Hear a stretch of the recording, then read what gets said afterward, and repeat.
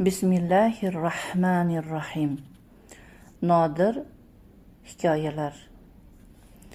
Imomlarning biri Imom Malik, Imom Shofiy uchun yozdi. Ey imom, farz haqida nima deysiz? Va farzning farzi farz bo'lmagan namoz haqida. Namozni tark qilish farzi haqida. Yer va osmon o'rtasidagi namoz haqida nima deysiz? Imom Shofiy rahmatulloh alayh yozdilar. Farz u 5 vaqtdagi namozlar. Farzning farzi u tahorat. Farz bo'lmagan namoz u balog'atga yetmagan sabiyning, ya'ni yosh bolaning namozi. Tark qilish farz bo'lgan namoz u mastning namozi.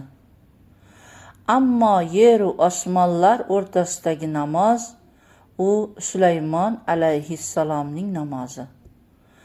Ammo osmon va yerdagi namoz u Rasululloh sallallohu alayhi vasallamning Me'roj kechasidagi namozi. Bir kishi Sha'biydan soqoliga mas tortishlik haqida so'radi. Dedi, unga ihlol qil. U kishi aytdi, men uni ho'l qilolmasligimdan qo'rqaman.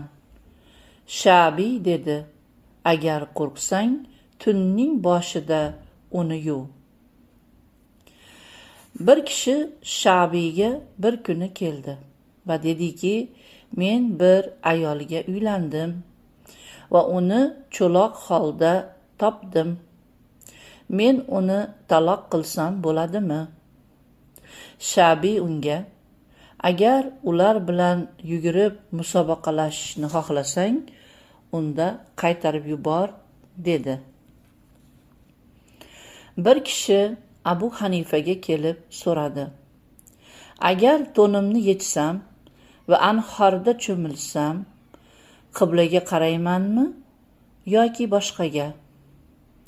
Shunda Abu Hanifa dediki, yuzingni kiyiming tomonga qaratganing durustroq, o'g'irlab ketmasliklari uchun. Bir kishi hikoya qiladi. Men ko'falik bir boynikida tunda qoldim. Kechasi bilan u kishi bolalarini bir tomondan bir tomonga aylantirib, ag'darib qo'yardi. Ertalab undan shu haqida so'radim. Aytdiki, ular yosh bolalar, yeydilar va chap tomonga qarab yotib uxlaydilar.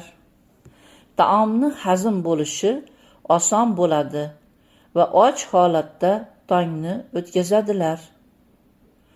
Men chapdan o'ngga ag'darib turdim, ularning yegan narsalari tez hazm bo'lmasin deb. Bir baxil kishi bir qozon ovqat pishirdi va ayoli bilan yeya boshladi. Agar odamlar bo'lmaganda edi, ovqat yana ham shirin bo'lardi. Ayoli unga, qanaqa ko'p men va siz? U dedi, qozon va men bo'lganimda. Bir ayol baxil eriga, suyunchi bering dadasi, o'g'limizning tishlari chiqa boshlabdi dedi. Shunda eri, non dushmaniga mendan suyunchi so'rayapsanmi? Uyingga ket, dedi. Rivoyat qilinadiki, nasroniylarning biri shahar yashovchilaridan markaziy pochtaxona manzilini so'rabdi. Yo'lni unga tushuntirib beribdi. Shunda haligi nasroniy kishiga, menga yo'l ko'rsatganing meni xursand qildi. Men seni osmon yo'liga hidoyatlayman, debdi. Kishi kulib nasroniyga, agar pochta yo'lini bilmasang, qanday qilib osmon yo'lini bilishing mumkin bo'ladi, dedi.